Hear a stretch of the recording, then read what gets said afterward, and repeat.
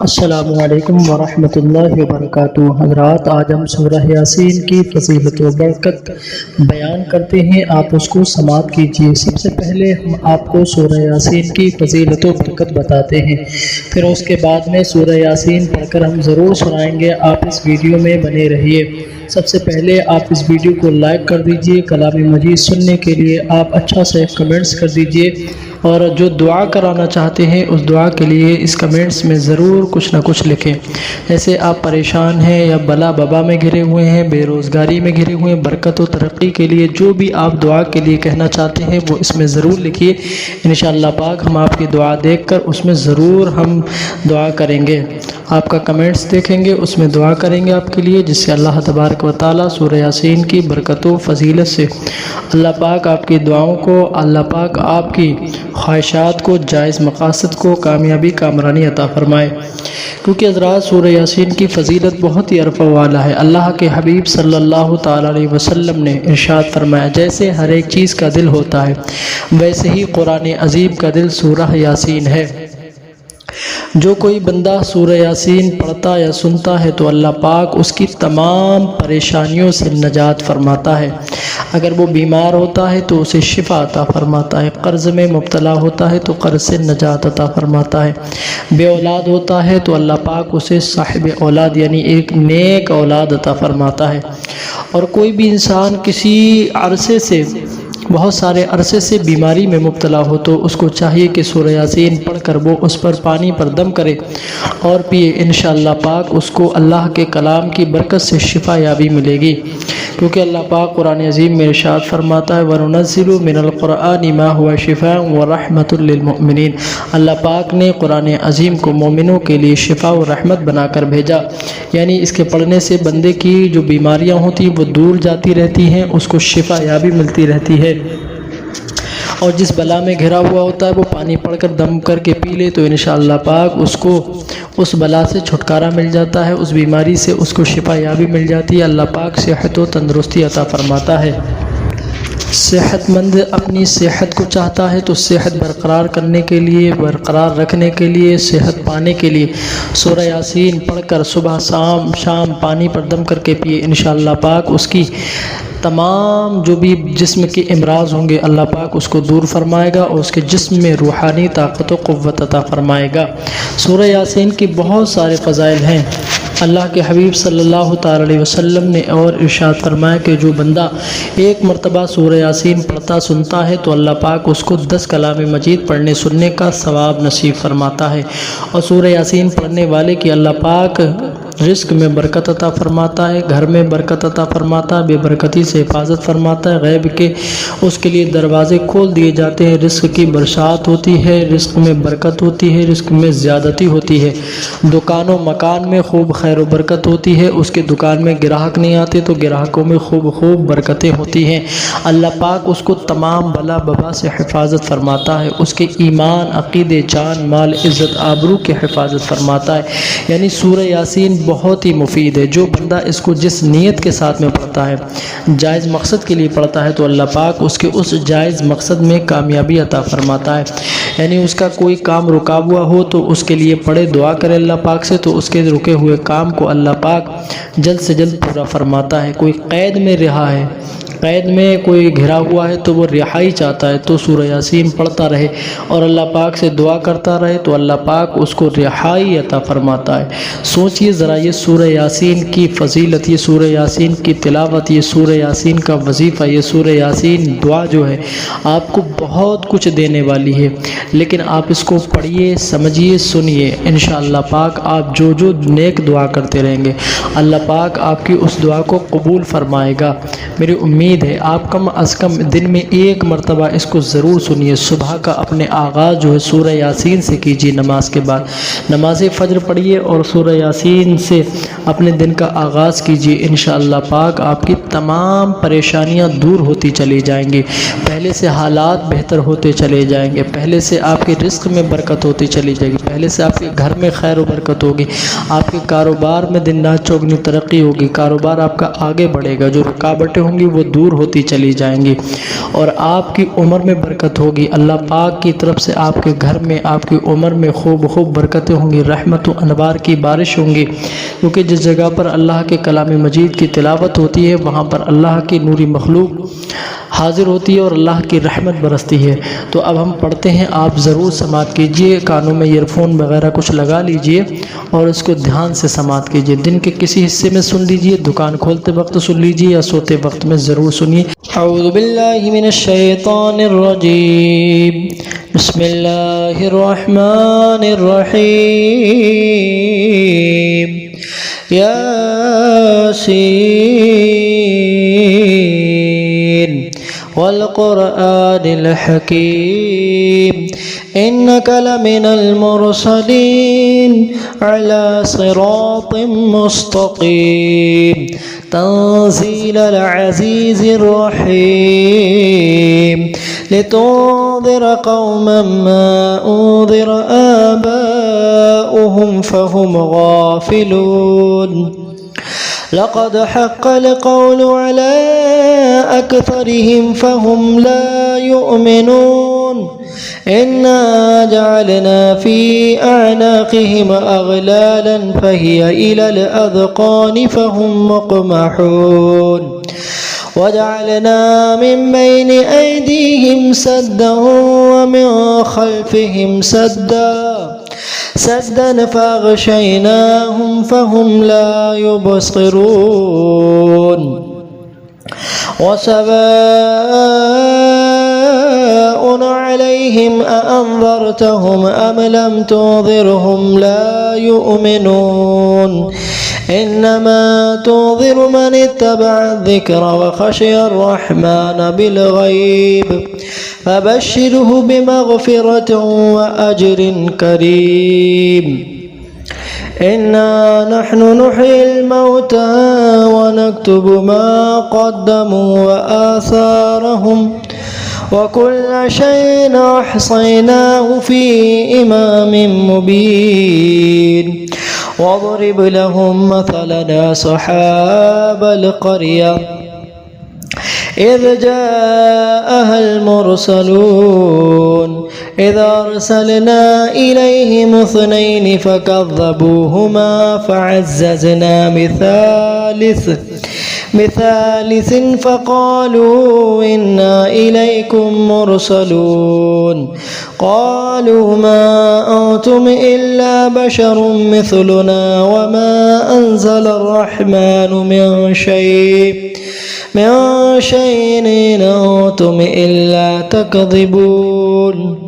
قالوا ربنا يعلم إنا إليكم لمرسلون وما علينا إلا البلاغ المبين، قالوا إنا تطيرنا بكم لئن لم تنتهوا لنرجمنكم وليمسنكم منا عذاب أليم، قالوا طائركم معكم إن ذكرتم بل أنتم قوم مسرفون، وجاء من أقصى المدينة رجل يسعى قال يا قوم اتبعوا المرسلين، اتبعوا من لا يسألكم أجرا وهم مهتدون، وما لي لا أعبد الذي فطرني وإليه ترجعون، أتخذ من دونه آلهة إن يردني الرحمن بضر لا تغن عني شفاعتهم شيئا ولا ينقذون،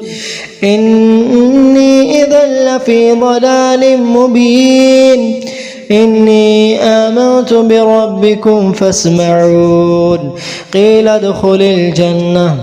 قال يا ليت قومي يعلمون بما غفر لي ربي وجعلني من المكرمين، وما أنزلنا على قومه من بعده من جود من السماء وما كنا منزلين إن كانت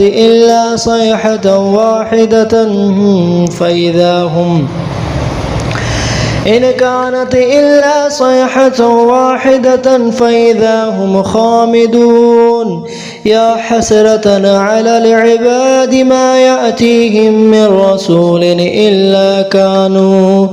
إلا كانوا به يستهزئون ألم يروا كما أهلكنا قبلهم من القرون أنهم إليهم لا يرجعون وإن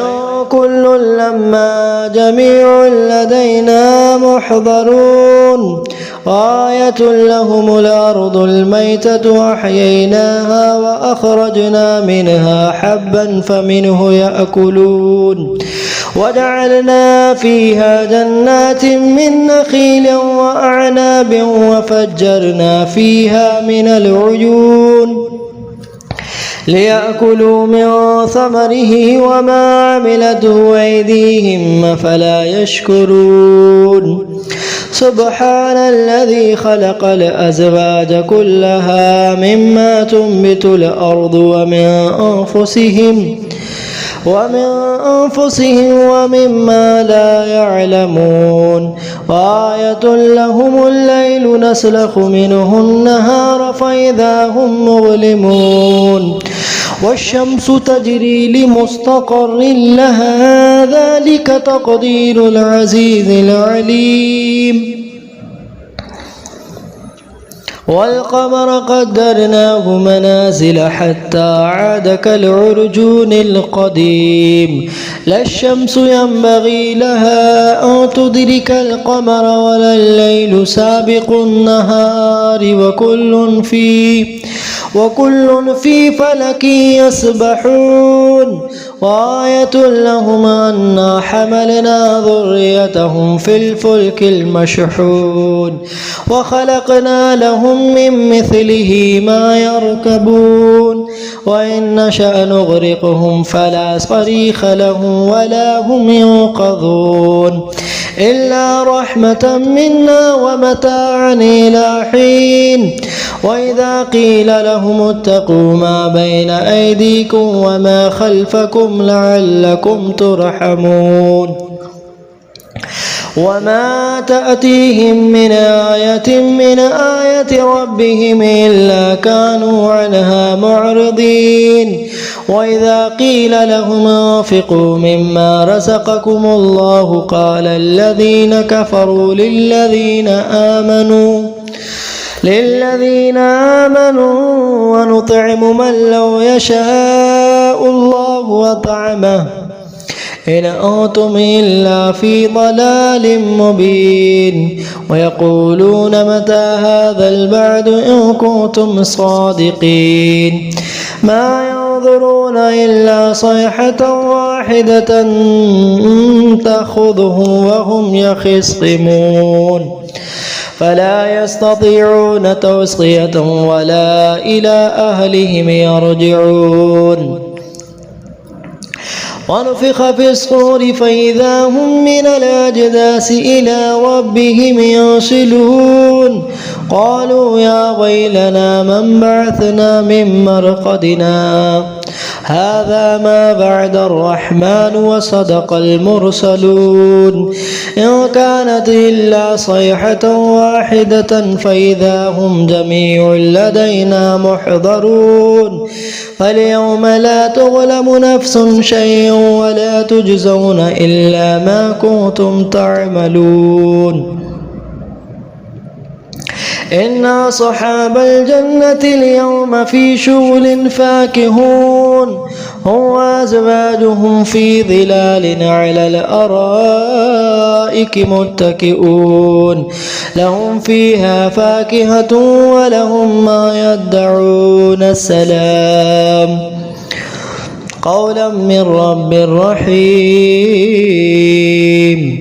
وامتازوا اليوم أيها المجرمون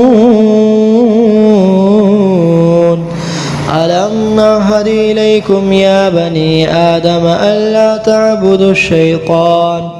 إنه لكم عدو مبين وأن اعبدوني هذا صراط مستقيم ولقد أضل منكم جبلا كثيرا أفلم تكونوا تعقلون هذه جهنم التي كنتم توعدون اصلوها اليوم بما كنتم تكفرون اليوم نختم على أفواههم وتكلمنا أيديهم وتشهد أرجلهم بما كانوا يكسبون ولو نشاء لطمسنا على أعينهم فاستبقوا الصراط فأنى يبصرون ولو نشاء لمسخناهم على مكانتهم فما استطاعوا مضيا ولا يرجعون ومن نعمره ننكس في الخلق أفلا يعقلون وما علمناه الشعر وما ينبغي له إن هو إلا ذكر وقرآن مبين لينذر ما كان حيا ويحق القول على الكافرين أولم يروا أنا خلقنا لهم مما عملت أيدينا نعما فهم لها مالكون وذللناها لهم فمنها ركوبهم ومنها يأكلون ولهم فيها منافع ومشارب أفلا يشكرون واتخذوا من دون الله آلهة لعلهم ينصرون لا يستطيعون نصرهم وهم لهم جند محضرون فلا يحزنك قولهم إنا نعلم ما يسرون وما يعلنون أولم ير الإنسان أنا خلقناه من نطفة فإذا هو خصيم مبين وضرب لنا مثلا ونسي خلقه قال من يحيي العظام وهي الرميم قل يحييها الذي أنشأها أول مرة وهو بكل خلق عليم الذي جعل لكم من الشجر الأخضر نارا فإذا أنتم منه توقدون أوليس الذي خلق السماوات والأرض بقادر على أن يخلق مثلهم بلى وهو الخلاق العليم إنما أمره إذا أراد شيئا أن يقول له كن فيكون فسبحان الذي بيده ملكوت كل شيء وإليه ترجعون ياسين والقرآن الحكيم إنك لمن المرسلين على صراط مستقيم تنزيل العزيز الرحيم لتنذر قوما ما أنذر آباؤهم فهم غافلون لقد حق القول على أكثرهم فهم لا يؤمنون إنا جعلنا في أعناقهم أغلالا فهي إلى الأذقان فهم مقمحون وجعلنا من بين أيديهم سدا ومن خلفهم سدا فأغشيناهم فهم لا يبصرون وسواء عليهم أأنذرتهم أم لم تنذرهم لا يؤمنون إنما تنذر من اتبع الذكر وخشي الرحمن بالغيب فبشره بمغفرة وأجر كريم إنا نحن نحيي الموتى ونكتب ما قدموا وآثارهم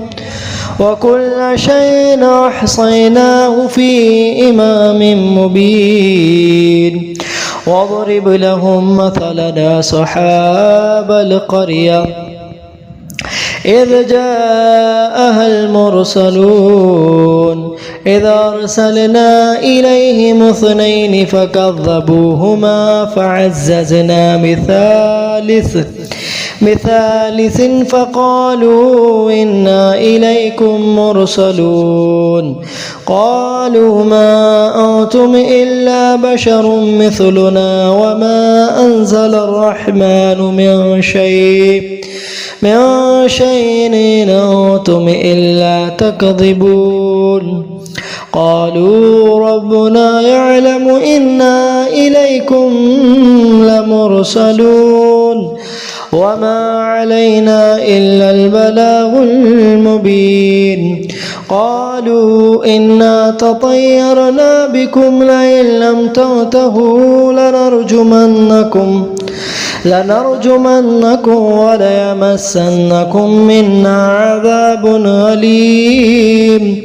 قالوا طائركم معكم إن ذكرتم بل أنتم قوم مسرفون وجاء من أقصى المدينة رجل يسعى قال يا قوم اتبعوا المرسلين اتبعوا من لا يسألكم أجرا وهم مهتدون وما لي لا أعبد الذي فطرني وإليه ترجعون أتخذ من دونه آلهة إن يردني الرحمن بضر لا تغن عني شفاعتهم شيئا ولا ينقذون إني إذا لفي ضلال مبين إني آمنت بربكم فاسمعون قيل ادخل الجنة قال يا ليت قومي يعلمون بما غفر لي ربي وجعلني من المكرمين وما أنزلنا على قومه من بعده من جود من السماء وما كنا منزلين إن كانت إلا صيحة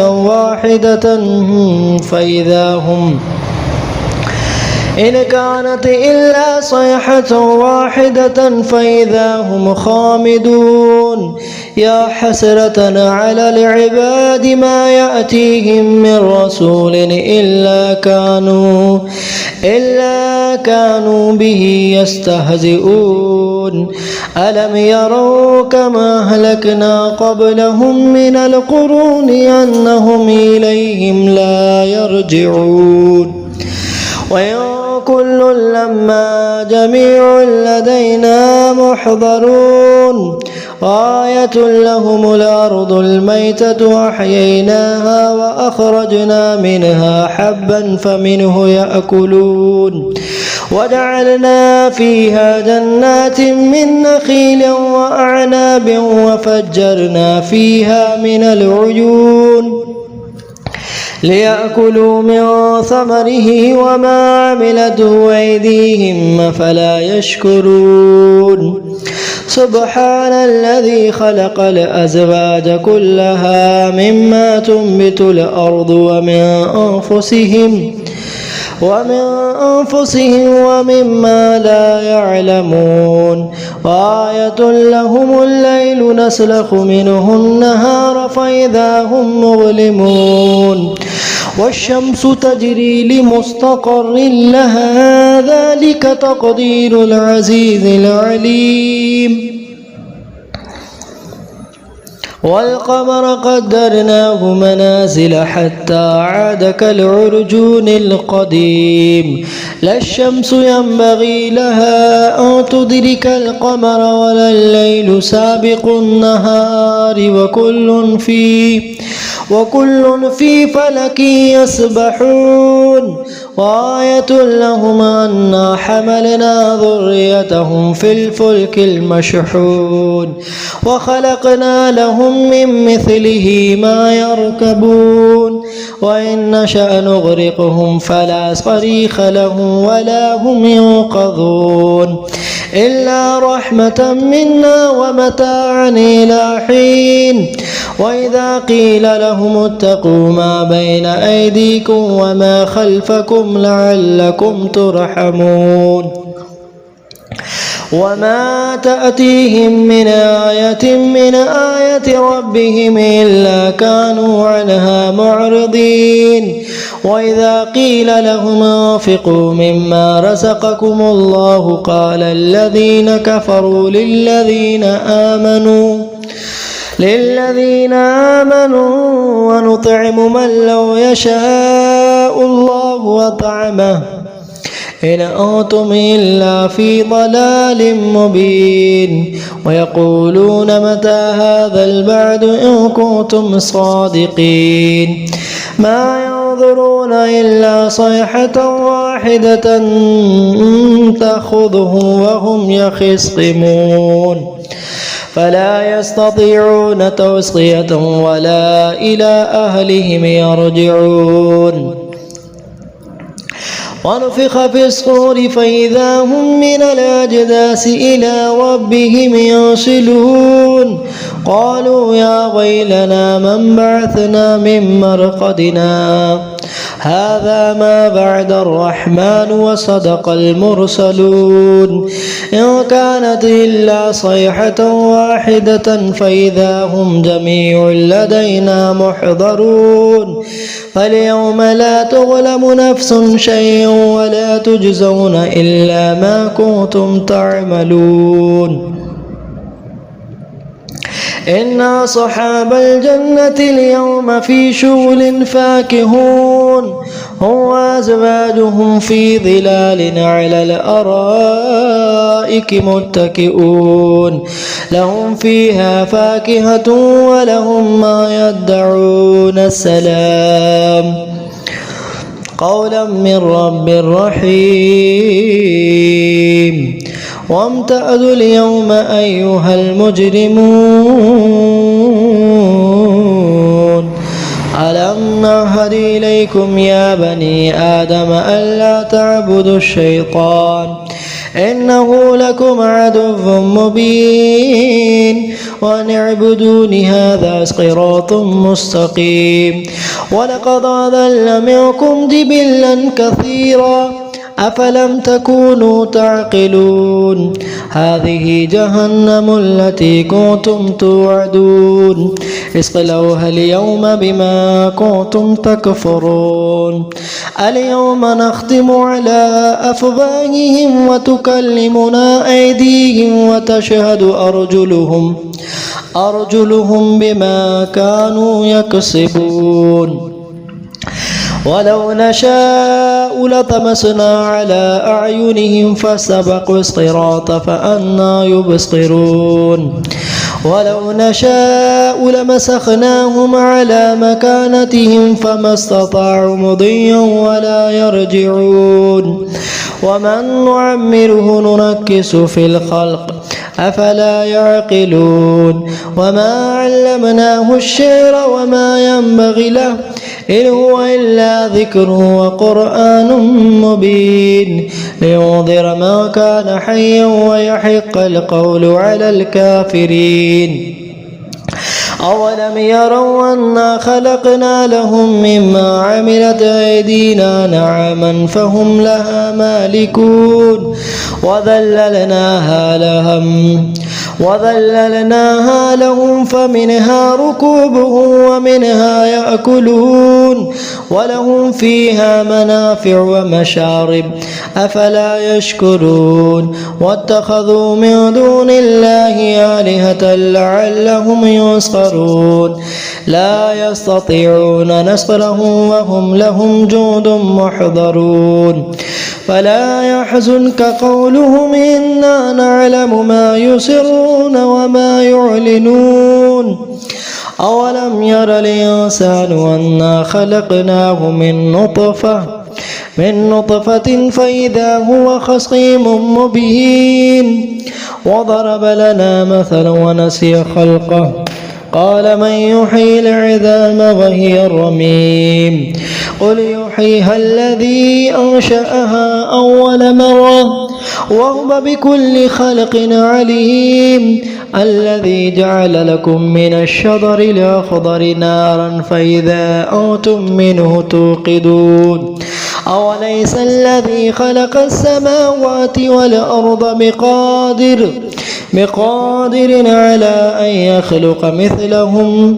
بلى وهو الخلاق العليم إنما أمره إذا أراد شيئا أن يقول له كن فيكون فسبحان الذي بيده ملكوت كل شيء وإليه ترجعون۔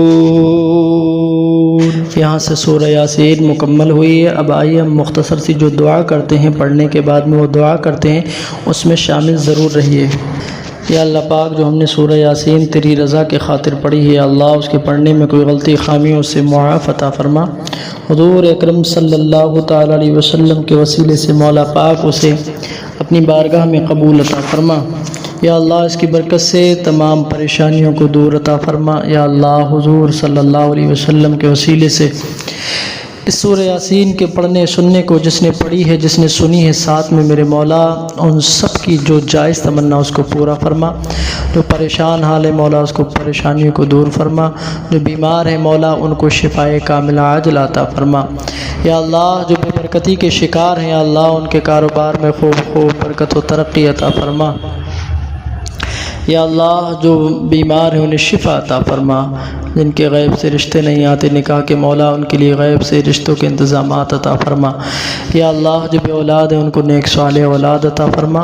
سبھی کے دکان میں، مکان میں، رزق میں، کمائیوں میں، عمر میں، گھر میں، کھیت میں، کھلیان میں مولا سب میں برکت عطا فرما۔ یا اللہ پاک سب کی تمام پریشانیوں کو دور عطا فرما۔ یا اللہ جو قید میں ہیں ان کو رہائی عطا فرما۔ یا اللہ پاک جن کے رشتے ہو گئے ان کے لیے آسانی فرما، آپس میں اتفاق و اتحاد، دلی محبت پیدا فرما، حالات ہندوستان کو بہتر عطا فرما۔ یا اللہ مسلمانوں کی جان، مال، عزت، آبرو، ایمان، عقید، عبادت گاہوں سب کی حفاظت عطا فرما۔ یا اللہ پاک فلسطین و غزہ کے مظلوم مسلمانوں کی حفاظت فرما۔ تو الرحمن ہے مولا سب پہ رحم عطا فرما۔ مولا تو کریم ہے سب پہ کرم عطا فرما۔ مولا تو الرحمن ہے سب پہ رحم عطا فرما۔ تو ستار ہے سب کے عیبوں کی پردہ پوشی عطا فرما۔ مولا تو غفار ہے سب کی اور سب کے مرحومین کی بخشش و مغفرت عطا فرما۔ یا اللہ پاک ہم نے جو دعائیں کی حضور اکرم صلی اللہ تعالی علیہ وسلم کے وسیلے سے ہماری دعاؤں کو قبول فرما۔ جس نے بھی مولا جس دعا کے لیے کہا ہے جائز مقصد میں اس کے مولا کامیابی عطا فرما۔ ہم سب کو خانہ کعبہ مدینہ منورہ کا دیدار نصیب عطا فرما۔ جب دم و آخر یا اللہ لبر لا الہ الا اللہ محمد رسول اللہ صلی اللہ تعالی علیہ وسلم۔